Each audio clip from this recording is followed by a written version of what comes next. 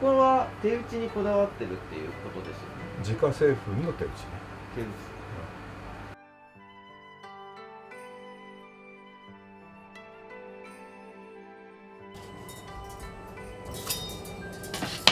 これがまあそば切り包丁です。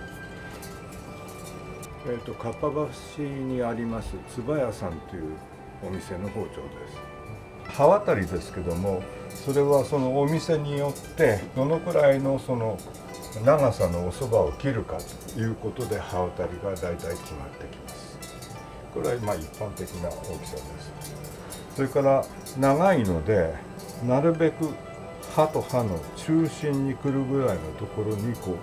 柄の先端があります。それによってこの包丁のこうバランスが取れる。あとはこのグリップの形状、ここのカーブだとか包丁全体の重さだとか、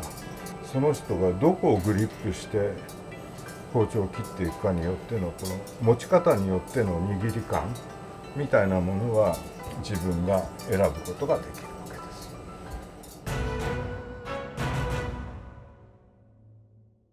す。これは、お蕎麦の実、いわゆる玄そばの外側を向いた甘皮からの実ですけども、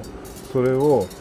この石臼でひいてるところです。今日の品種は北海道の米朝で採れた北あかりという品種です。で、うちの場合というのは全粒粉の状態で蕎麦を打っています。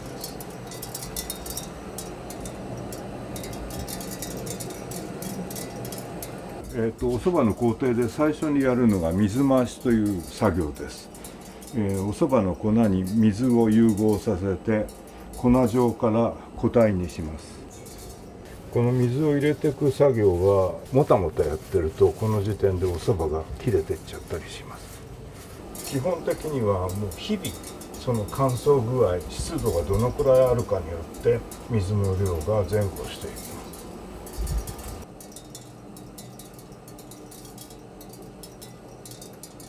粉だったやつが水を含むことによってこういうちっちゃい小石みたいな形になって、この作業はこういうふうに押しつぶすことによってそばの粒子にまんべんなく均等に水が入っていく。そうすることによってそばの粘度が出てくると。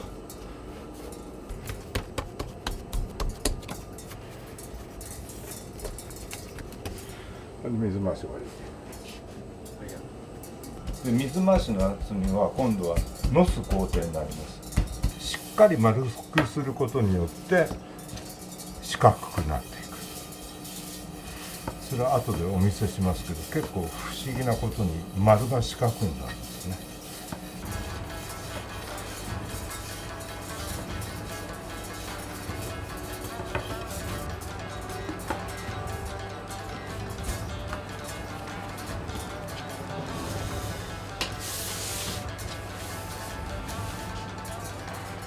ここでだいたいラグビーボールみたいになってればまあまあ OK。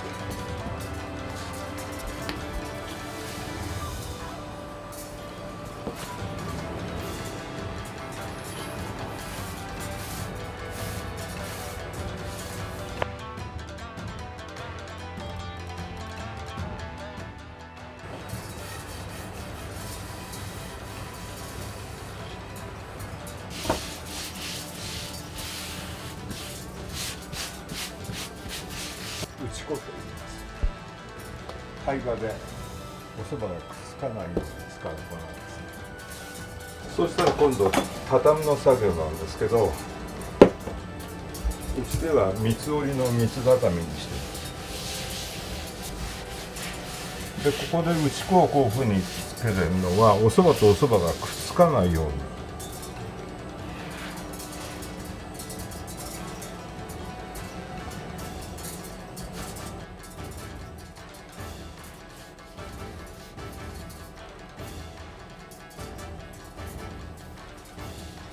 2ミリの厚さになってるんで 1.8 ミリぐらいの切り幅で切ってったら綺麗になるように思う。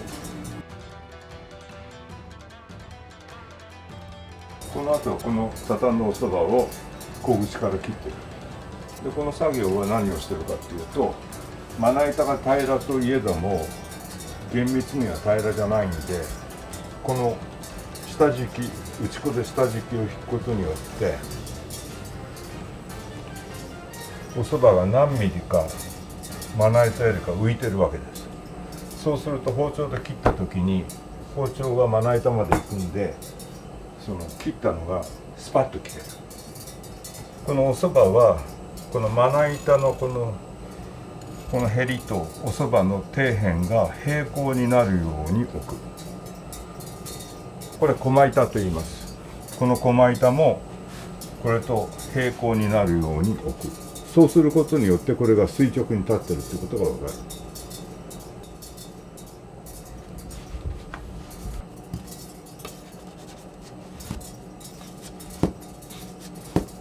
切り幅の方が細くないと見た目が美しくない。今日のは2ミリ2ミリ。比較的太めのおそばになるので、太くすることによって人間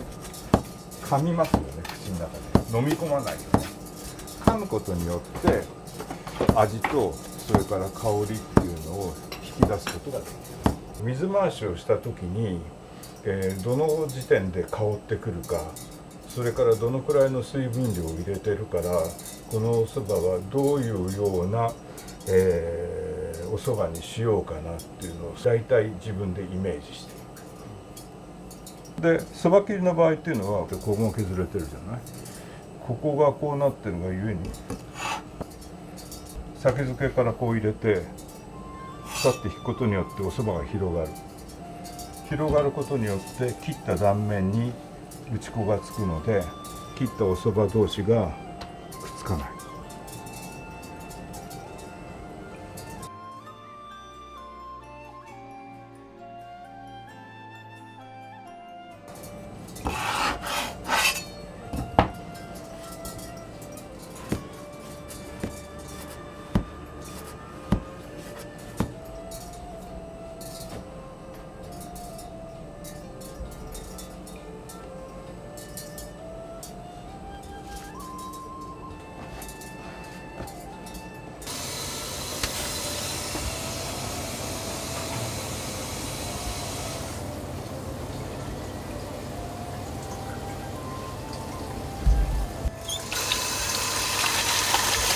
よくここでぬめりを取る。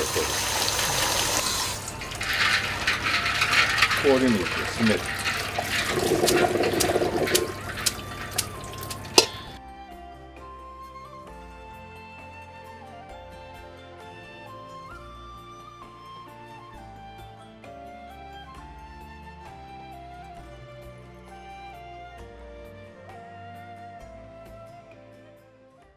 おそばって見た目を争うものではなくて、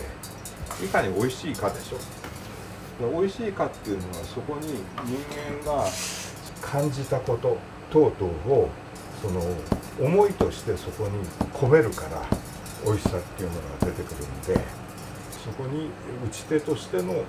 そのこうしたいという思いだとか、そういうのがその一本一本に込められてる方がお客様に届くんじゃないかなと思ってますけどね。